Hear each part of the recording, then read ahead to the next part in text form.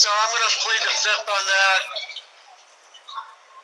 He freaked me out. He totally did. And that back corner is where it just stunk the most. Obviously, the one question is, everybody's asked me, why? When Casey Jones, a very active social media user and involved mother, didn't post on Facebook for her son Cameron's birthday, Casey's family became extremely worried. Through a conversation, it was determined that no one had physically seen Casey for nearly 2 months. The family had no idea the depraved and twisted thread they were about to unravel.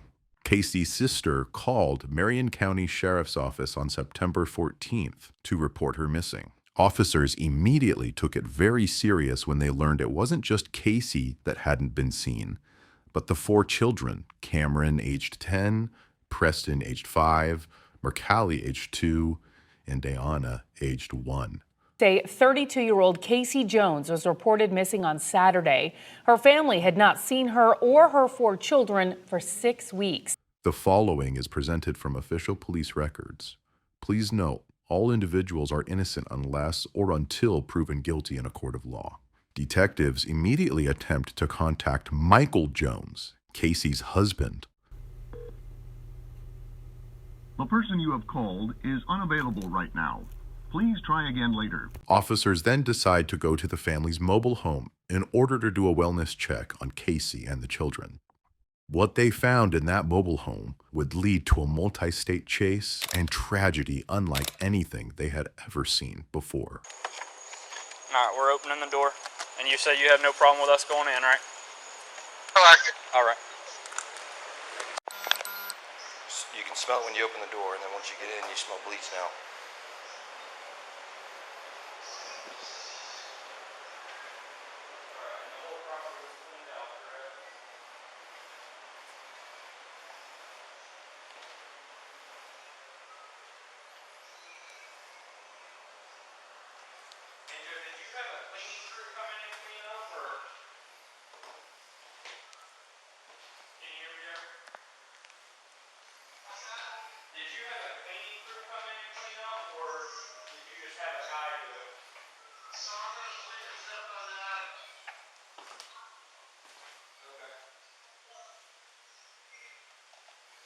Hey, we're not talking about removing the stuff. We're talking about the bleach. No, I'm just talking about who cleaned up, like. Not remove not stuff. The property. I don't care about the property.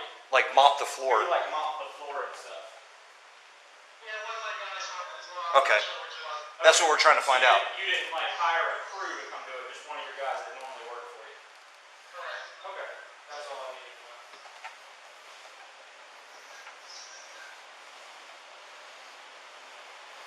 Completely and totally empty, except for an odor that officers immediately recognized, one consistent with human decomposition. When Rick broke that seal, I could smell it.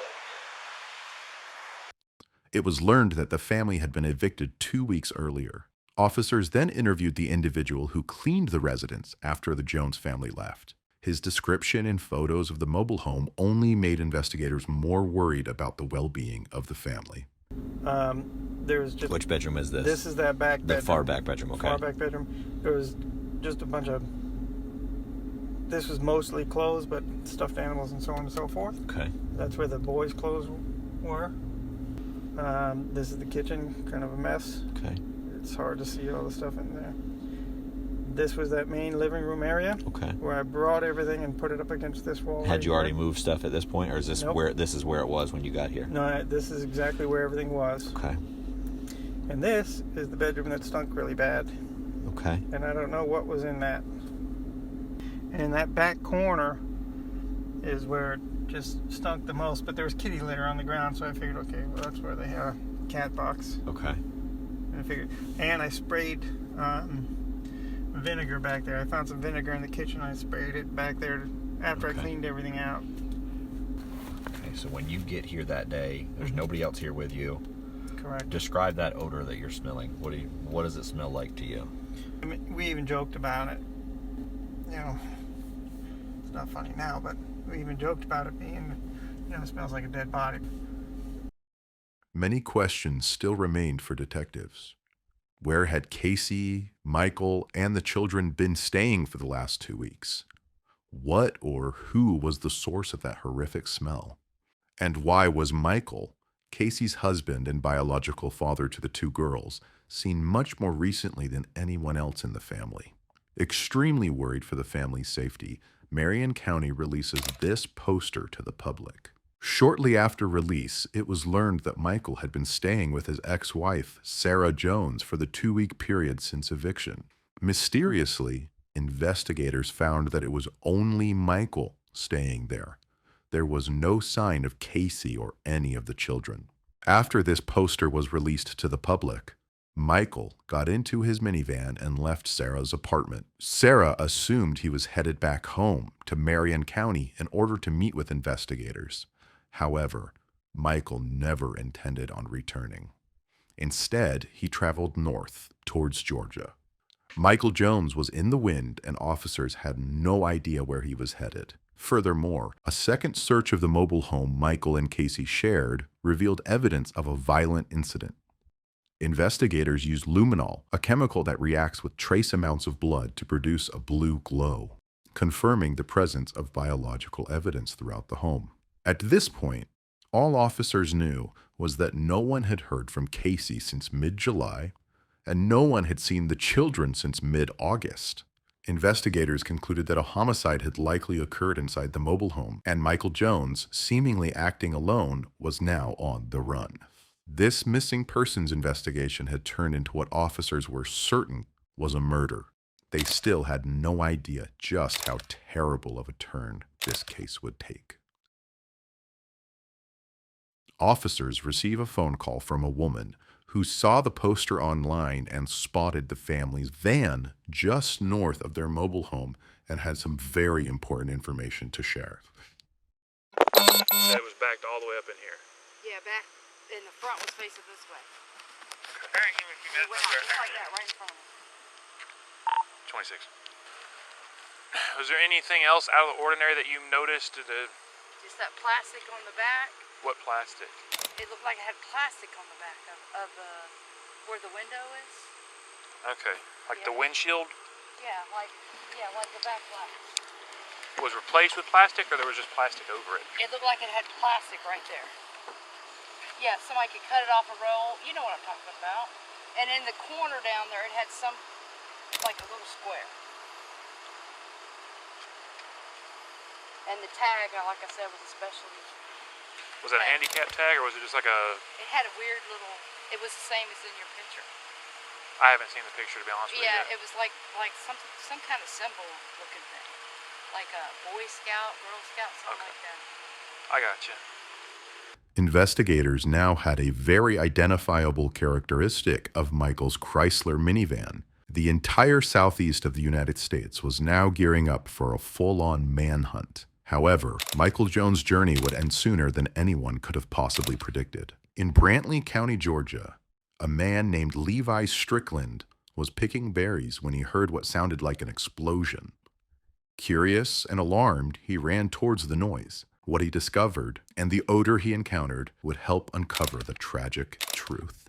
Michael Jones had wrecked his minivan off an embankment on US 301 in Brantley County. Police arrive on scene and a dejected Michael Jones walks right up to them and says, quote, "You may want to put me in handcuffs because there was a dead body inside the vehicle." Tragically, police find the body of Casey Jones in a plastic tote in the back of the van. Nearly 2 months of human decomposition resulted in a stench that the officers noticed even inside their police cruisers. Michael Jones was transported to jail and put into an interrogation room. The following interrogation is so descriptive that nearly 70% of it was released to the media completely muted. Here's a look at the actual audio file we received. Luckily, we were also able to obtain the official police report that outlines generally what Michael Jones said in that Georgia jail. We will do our best to summarize the police report while also adhering to YouTube's guidelines. Thank you. Michael? Yes, sir. How are you, sir? I'm Detective Bartlett, Lieutenant McQuaig.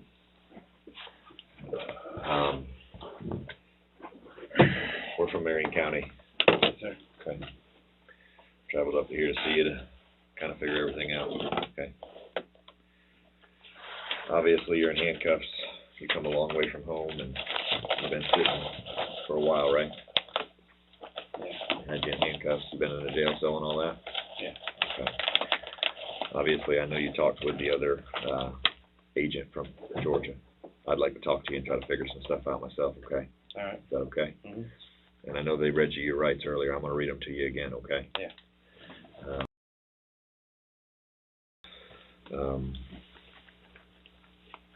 I know you talked to the other detective for quite a while, I assume. For a bit, yeah. Okay. Can you kind of walk us through step by step what's going on, what happened? We got a missing person report yesterday, obviously. Yeah. So, is that thing bothering you in your face right there? No. Okay. Everything, but it's fine.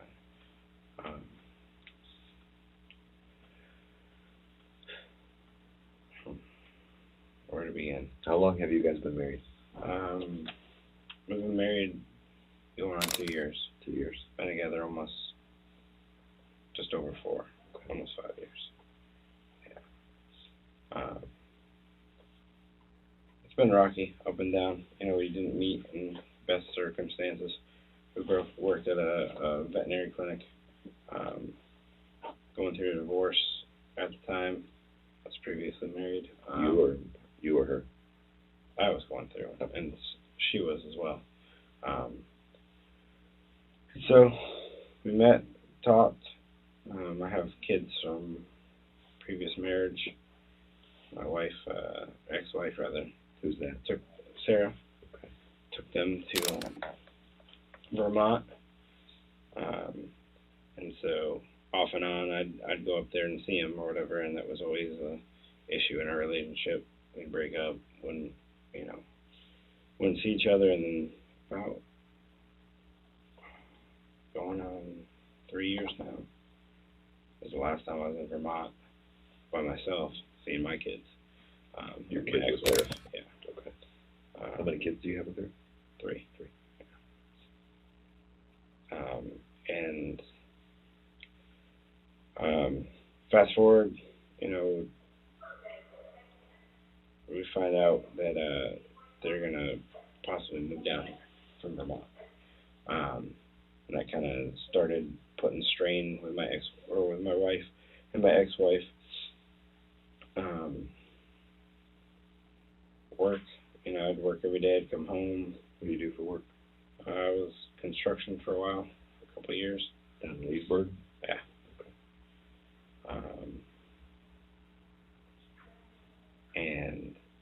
And I'd come home and be at home. Next day work, do the same thing over and over. No issues. She started accusing me of cheating on her, or just constant berating of negativity from her. And I don't know, it was just get escalated. And one day, she stayed at the shop at my job. I had a couple of jobs to go out to. And she just wouldn't stop calling the phone. I'm in there, putting cabinets in the kitchen, and, the phone won't stop ringing. So I hung up, turned off the phone. That made it worse. And that evening, it was just awful. I tried to lay in bed. She, decided that she didn't want to lay in bed with me. So I'll take the chair. So musical chairs. Go to the chair, or I'd go to the floor, or go to the bed, just to get away from her. She was in my face, constantly. To the point where it was literally, she had her phone flashlight, in my face, tapping me on the head, telling me I'm cheating, telling me I'm, let me see your phone. And at that point, it's like, you can have the phone, but, you need to get out of here. And so one thing led to another as far as arguing. Got in each other's face, screaming match, kept telling her, you gotta leave, and then she actually reached, like, we have a recliner in the living room, reached and grabbed after the bat, and kind of, hit me, broadside me or whatever. Michael Jones admitted that he took the bat from her and used it to end her life. He later hid her remains inside the home, concealing them in a container he placed in the master bedroom closet. Kids? Yeah, they're asleep. Where did they sleep at now? The boys have a bedroom, and then the two girls sleep in the living room area. Okay. So when I've been to the house, I went to the house earlier today. When I walk in the front door, obviously you walk in and you're in the living room, right? And then there's a bedroom to the right, closest to the road. Yes. Is That's that the boys. That's the boys' room? Yes, sir. Okay. And then the other room on the other end of the house is obviously y'all's, right? Yeah. Okay. And there was nothing left in the house as far as furniture or anything. Where was the chair situated in the house? You first walked into the house, the recliner was right there and to the left. Okay. Where'd that recliner go? I left it there. Okay. Yeah, I hadn't taken it. Okay. I didn't take much out of there. So then it's summer, so the boys, her boys ended up going with their father for a couple weeks. So I have the girls. Just me and the girls. When did you take the boys to Dad?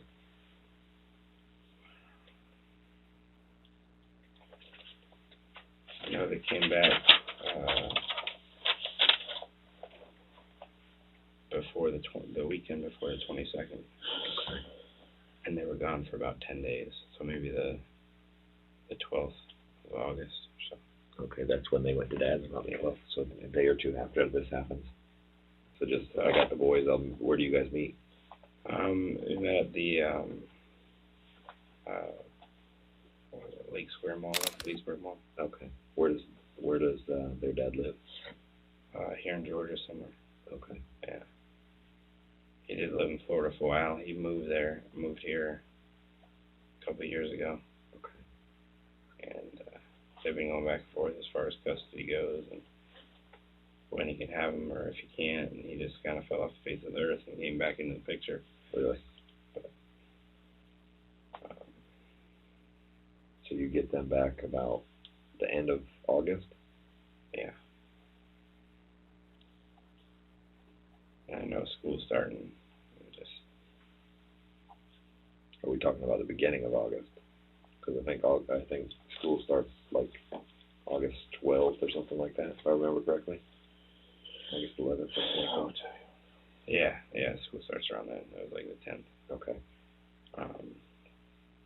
So they're with Dad for about a little less than a month, right? Yeah. I think they were there for, like I said, I think 10 days or 2 weeks. Okay. Does he text her phone? Does he text your phone? How does that work? I believe at first he texted her phone. Okay. I think we communicated the second time through my phone. Okay. May have been through her phone. And obviously at that point you got to keep up some sort of ruse that right. You're her, right? Right. Okay. So what happens then? You go and get the boys? You go out to Lake City and get the boys? No. Met back up at the mall in Leesburg. Okay. His parents live somewhere in Florida. Okay. So you get the boys back from Dad, and school starts, and school's going on for about a week. Yeah. What school do they go to? I enrolled in Fruitland Park Elementary. Okay. Because you worked down there? I never go. Well, we lived in Leesburg. Okay. The last school year. Okay. And ended up we didn't want to put them in Leesburg. We should want to put them in Leesburg, so we ended up putting them in Fruitland Park. Okay. Did you ever take them to school? No, not this year. So they were enrolled in Fruitland Park but never made it? Right. Okay. And then what happens with them?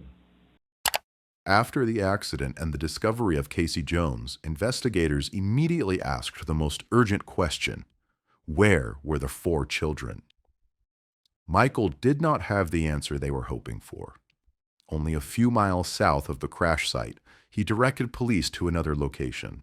There, officers made the heartbreaking discovery. The children's remains had also been hidden inside storage containers. At this point in the interrogation, Michael described to investigators how he killed each of the 4 children inside the home. Afterward, he concealed their remains in bags, suitcases, or large totes. Jones revealed that during this time, he even went to public places, including Bellevue City Hall, and considered turning himself in.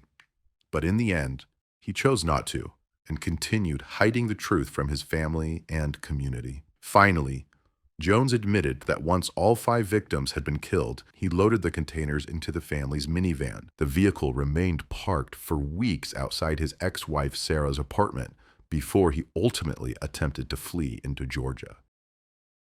After his arrest in Georgia, Michael Jones was transported back to Marion County, where he would face a court of law for his heinous crimes. We would request a no bond. Including the fact that you had absented yourself from the state of Florida, I'm going to find that you are a flight risk, and based upon that and the nature of the alleged crime, I'm going to deny your bond at this time, so you will be held without bond. There was another opportunity that detectives took to interview him. Michael, how you holding up? Best as can be? Yeah. It was quite the trip down here, huh? Yeah. Was it 2 or 3 hours? Like 3. Everybody good to you? Or nobody's mean to you or nothing like that? No. Okay. I want to talk to you a little bit more, obviously, before you go over to the jail. You mind talking with me? Yeah. Okay. I'm going to read you your rights one more time, okay? Okay. Obviously, every time I talk to you, I'd like to... Obviously, I've been going over all this stuff with a fine-tooth comb, okay? Yeah. And I talked to Richard about the drop-off and the pickup and all that stuff here recently. Whenever...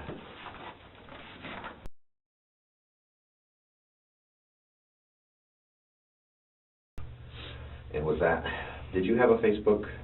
Because I've looked, I've scoured Facebook. Did you delete your Facebook? No. Since all this is on there? No, I have one. Okay, you still have it? Yeah. Okay. What does your profile picture look like? For the life of me, I can't remember what it would be now. Okay. I don't get on it much, but... We've gotten, obviously, some other reports and stuff, and we've talked to your neighbors, we talked to your family, we've talked to her family, we've talked to Richard, we've talked to as many people as we can. You know how big a deal this is. Yeah.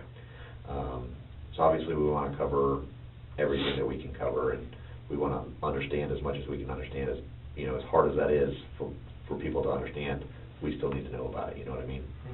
Mm-hmm. During our investigation, somebody mentioned some incidents that happened with the boys previously. Had there been any, issues where you disciplined the children or anything like that, and it got out of hand? Mm-mm. How would you discipline the boys? Most of the time I would separate them, go to the room, but sometimes I'd spank them on the butt. Okay. Other than that, that was it. Would you ever spank them with anything besides your hand? No. Okay. Hell no. There was mention that the boys were disciplined. I don't know if it was a spanking or something. I know that when I was a kid, I'd get spanked with a belt. Yeah. Did you ever spank the kids with a belt? No. Or? I've had that happen. No.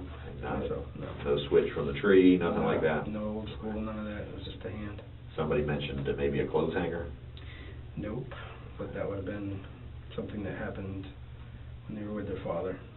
Tell me about that. A couple of years ago, he was investigated. He had the kids for the weekend. It was Halloween, around Halloween, and the boys came back in their costumes, and the oldest, Cameron, had a Batman costume, like a one-piece, and he's autistic and he has trouble putting, so it's like, hey, take this off. So undid it. As soon as I did, he was going pee. You need to go pee. So I hollered to his mother, and he had bruises all over his lower back. Really? Yeah, real bad. And it was investigated in Lake County. We lived in Eustis at the time, and they did investigations and told her she was gonna, there was gonna be an arrest made. It never happened.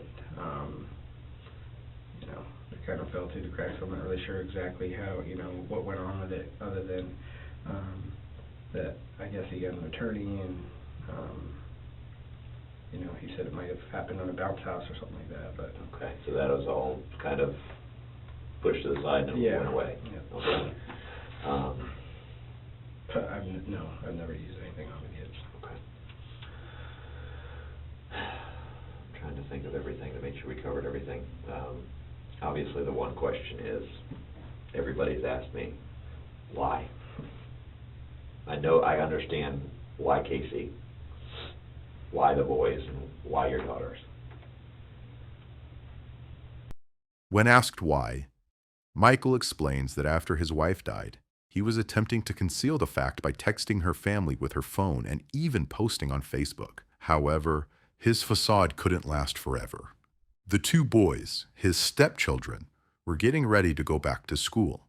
Michael worried they would tell someone at school that they hadn't seen their mom. So, Michael silenced Cameron and Preston forever. As for the girls, his two biological children, he wasn't able to clearly rationalize the reason for his actions. Before taking the girls' lives, he drove to City Hall and looked across the street at the police station. He considered turning himself in. Ultimately, he decided not to and returned home to finish what he had started. I think I don't have any more questions for you. Do you have anything for me? No, detective. No. Okay. Obviously, you know that there's going to be more charges forthcoming. Of course. Okay. I've just got to make contact with the attorney's office, and you're going to be charged with 4 counts of first-degree murder. Yeah. Okay. On top of the second-degree murder. Yeah. Okay. And I don't know what else they're going to decide as far as the remains and all that stuff. They're going to charge you with that stuff too. Okay. But nobody's threatened you. Nobody's done anything bad to you, right?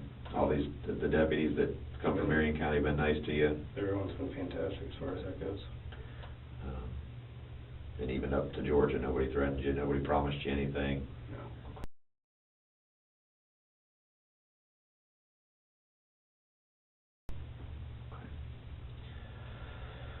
All right. Well, Michael, we're going to get you transported over to the jail, and All right. again, I appreciate your help in this. Yeah.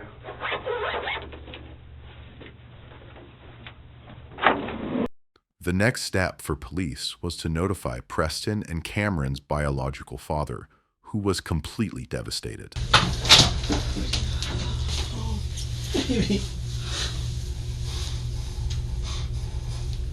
You have to breathe, okay? Take a deep breath in. Deep breath in, deep breath in. Deep breath in.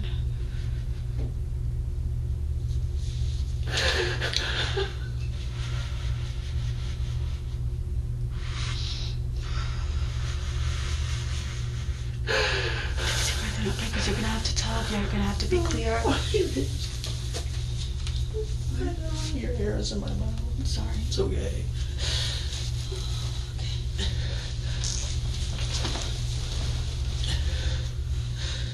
In November of 2022, Michael Jones pled guilty to 1 count of second-degree murder in the death of his wife, Casei, and 4 counts of first-degree murder in the deaths of Casey's 4 children. On Thursday, January 12, 2023, a jury unanimously recommended that Michael Jones should be sentenced to death.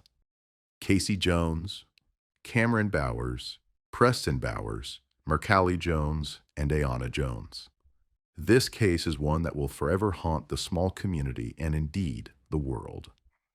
Thank you so much for taking the time to tune in. If you would like, please consider subscribing for more videos like this one.